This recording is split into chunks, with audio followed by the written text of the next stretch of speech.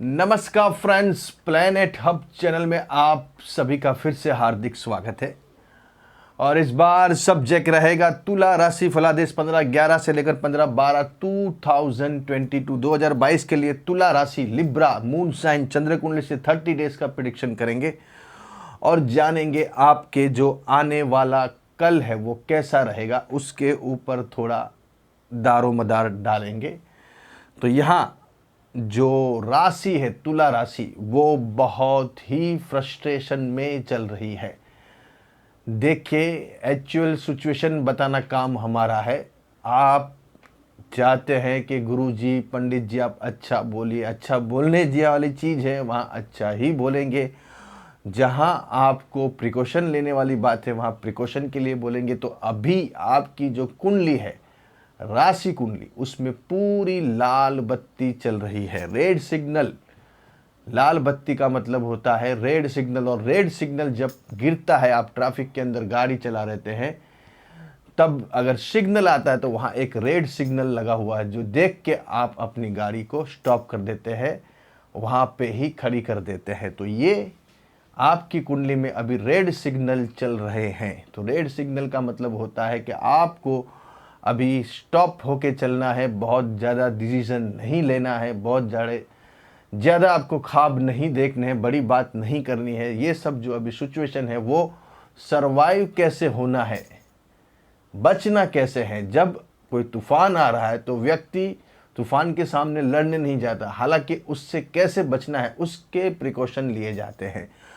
तो यहाँ तुला राशि वालों के लिए भी यही समय अभी चल रहा है, क्योंकि राशि में केतु का भ्रमण चल रहा है। केतु एक ऐसा प्लैनेट है जो बिना माथे का है, बिना खाली उसका धड़ है, और धड़ जब सामने आ जाता है, आप रात में अकेले निकले हो और आपके सामने बिना मुंडी के कोई व्यक्ति या कोई भी ऐसा आ जाता है तो आप उससे डर के वैसे ही वहाँ आपका पसीना छूट जाता है। वैसे यहाँ आपकी राशि के अंदर केतु का भ्रमण चल रहा है, और केतु होता है भयभीत, बहुत ही भयभीत करता है व्यक्ति को, और उसका हिसाब किताब चेक करता है। तो अभी राशि के अंदर केतु आया है, आपका हिसाब किताब चेक कर लेंगे आपने कैसा जीवन जिया।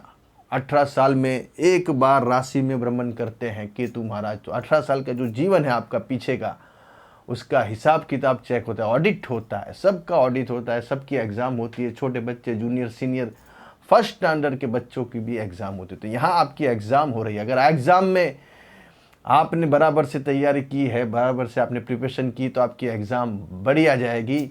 वैसे ही आपने अच्छा जीवन जिया 18 साल के अंदर, तो केतु आपको निहाल कर देगा। केतु बहुत ज़बरदस्त प्लैनेट्स है, उसको कम मत आंकिए, क्योंकि ये राहु और ये केतु दोनों आमने सामने बैठे, लेकिन दोनों का स्वभाव बहुत ही विपरीत है, दोनों एक दूसरे से अलग है, जुदा है। यहाँ केतु आपकी राशि में आया है तो केतु आदमी को भयभीत बनाता है, एक अननोन फियर देता है, डर आपके अंदर घुस गया है। वो डर क्या है क्या नहीं वो आपको खुद को भी समझ नहीं आ रही। पार्टनर, बिजनेस पार्टनर से समस्या हो रही है, रिश्ते में दरारें आ रही है, रिश्ते टूट रहे हैं, हर जगह से मायूसी आपको देखने को मिल रही है। तो यहाँ तुला राशि सोच समझ के संभल के आगे चलिए। यहाँ आपके लिए बहुत ही समस्या, प्रॉब्लम क्रिएट हो सकते हैं। जो सोच के प्लानिंग करके आप चल रहे हो वो प्लानिंग कहीं ना कहीं आपकी उलट पुलट हो सकती है, गलत हो सकती है, और आपकी सोच के सामने आपको घुटने टेकने पड़ सकते हैं। यहाँ बात करेंगे 30 डेज में क्या मूवमेंट बनने वाली है।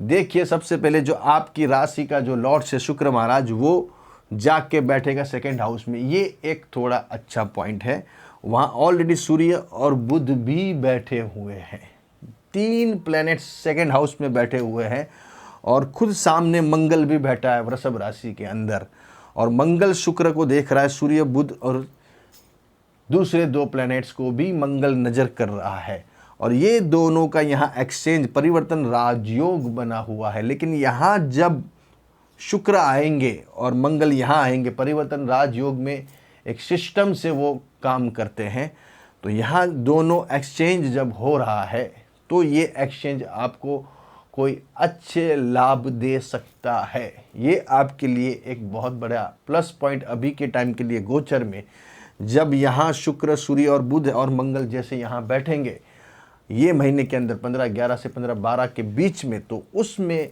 आपको कोई अच्छा लाभ, धन लाभ, वैभव, पैसा मिल सकता है। कोई ऐसे आपके पैसों से लगते जो काम है, जो बहुत टाइम से आप ख्वाहिश करके बैठे हैं, उसका प्लानिंग करके बैठे हैं, तो उसमें यहाँ आपको कहीं ना कहीं एक अच्छा रिजल्ट आता हुआ नज़र आएगा, क्योंकि यहाँ एक राजयोग बन गया है। दोनों एक्सचेंज का, मंगल और शुक्र का परिवर्तन राजयोग आपकी कुंडली में एक अच्छा प्लस पॉइंट लेके आएगा। यहाँ शनि ऑलरेडी मार्गी हो गए हैं 23/10 से। 23/10 से शनि का भी मार्गी भ्रमण हो गया है, क्योंकि तुला राशि वालों के लिए शनि बहुत बढ़िया प्लैनेट से राजयोग का निर्माण करता है, क्योंकि वो 5th और 4th हाउस का लॉर्ड्स है। दोनों हाउस का लॉर्ड्स होते हुए यहाँ शनि आपके लिए राजयोग का निर्माण कर रहा है। लेकिन यहाँ वक्री थे, वक्री होते तो काम नहीं करते, लेकिन यहाँ अभी मार्गी हुए 23/10 के बाद, तो ये सिचुएशन आपके लिए एक प्लस पॉइंट साबित कर रही है। दूसरा प्लस पॉइंट आपका होगा, गुरु यहाँ मार्गी होंगे 24/11 से। गुरु आखिर ब्रह्मांड के सबसे शुभ ग्रह है, चाहे वो कोई भी राशि हो, कोई भी लग्न हो, उसमें हमेशा बढ़िया ही फल देते हैं। ये चाहे वो 12th के लॉर्ड हो, या 8th हाउस के लॉर्ड हो, या 6th हाउस के लॉर्ड हो, या कोई भी लग्न है, लेकिन गुरु का एक धर्म है, वो हमेशा अच्छा ही करेगा। तो यहाँ तुला राशि वालों के लिए ऐसे देखने जाएंगे तो गुरु फेवरेबल नहीं है, लेकिन जब वो गोचर में घूमते हैं, गोचर में जब देने को आते हैं लोगों को, तो वहाँ पक्षपात नहीं करते हैं। आप जब दान करने बैठते हैं तो सामने कैसा व्यक्ति है, कौन सी कास्ट है, कौन से धर्म से बिलोंग करता है, वो आप नहीं देखते हैं, फिर आप खाली देने का ही सोचते हैं। तो वैसे ही यहाँ जब गुरु गोचर में भ्रमण करते हैं, तो फिर वो कौन से घर में बैठे हैं, उसका क्या हिसाब किताब है, वो चेक नहीं करते, लेकिन उनका धर्म है बांटने का, देने का, सबको अच्छा और खुश रखने का। तो यहाँ गुरु 6th हाउस में मार्गी होंगे, ये एक आपके लिए अच्छा एक पॉजिटिव रिस्पॉन्स गुरु से आपको मिलेगा, और गुरु आपके कामकाज में बढ़ोतरी करेगा। आपके कामकाज में अभी थोड़ा कहीं ना कहीं मूवमेंट, कहने की भाषा में एक ही चीज़ है कि कोई बड़ा डेयरिंग या बड़ा साहस अभी आपको नहीं करना है। जो चल रहा है उसमें कैसे चलाना है, उसको कैसे टैकल करना है, और उसमें से कैसे जितना नफ़ा, जितना प्रॉफिट आपको मिल सके, बस उसमें से ही निकालना है। नहीं कि आपको कुछ उसके लिए दूसरा सोच के, कोई बड़ा साहस करके, कोई बड़ी गेम बना के, आपको प्लानिंग करके उसमें आगे बढ़, क्योंकि अभी ऐसी सिचुएशन आएगी तो आपको उसमें लगेगा मैं कोई बहुत बड़ा प्लानिंग कर लूँ, बिजनेस कर लूँ, काम कर लूँ, जॉब छोड़ दूँ, दूसरी जॉब मेरे सामने आई, लेकिन नहीं, वो डिसीज़न आपके यहाँ गलत हो सकते हैं। इसलिए जो चल रहा है, जो सिचुएशन है, जैसी भी है, उसको कैसे आगे लेके जाना, वो आपके लिए इम्पोर्टेंस बात हो जाएगी। तो यहाँ गुरु मार्गी होंगे तो काफ़ी फ़र्क पड़ेगा आपके कामकाज में, बिजनेस में, रुपयों से, धन वैभव से लगती चीज़ों में आपके इजाफे होंगे। स्टूडेंट वर्क भी थोड़ी बढ़िया चलेगी, उसमें भी आपको अच्छे रिजल्ट मिले। कैरियर में भी आपको एक बढ़ोतरी यहाँ मिलती हुई नज़र आएंगी। जैसे 24/11 के बाद ये गुरु मार्गी होंगे, आपके 10th हाउस को देखेंगे, 2nd हाउस को देखेंगे और 12th हाउस को देखेंगे, तो ये एक अच्छा राजयोग बनेगा। कोर्ट कचहरी में जो केस चल रहे हैं उसमें अच्छा रिजल्ट आता हुआ नज़र आएगा। आपकी जो डिजीज़ है, आपकी जो बीमारी है, वो कहीं ना कहीं कम होती हुई नज़र आएंगी, उसमें सुधार होता हुआ नज़र आएगा। मेन समस्या जो सता रही है वो है आपके लाइफ पार्टनर, बिजनेस पार्टनर से।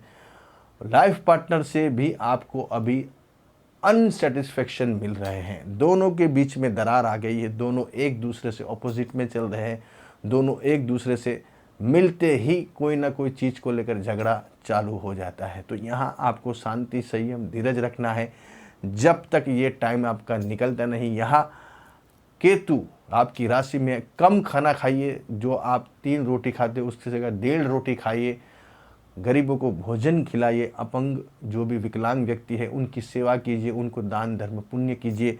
तो केतु की जो इफ़ेक्ट है वो आपको यहाँ कम होती हुई नज़र आएगी। आप जो खाना थाली खाते उसमें से पहला निवाला निकाल के यहाँ से लेकर नाभि तक ला के फिर वो निवाला आप थाली के बाहर रख दीजिए, ओम केतुवे नमः करके उसको बाहर रख के फिर खाना की शुरुआत कीजिए। आपका वजन भी काफ़ी कम हो गया है, आपके विचार ज़्यादा बढ़ गए हैं, अननोन फियर हो गया है, लोगों में आपको अपयश बदनामी भी यहाँ मिल सकती है या मिली हो सकती है। अच्छे रहो, बढ़िया रहो, खुश रहो, खूब आगे बढ़ो।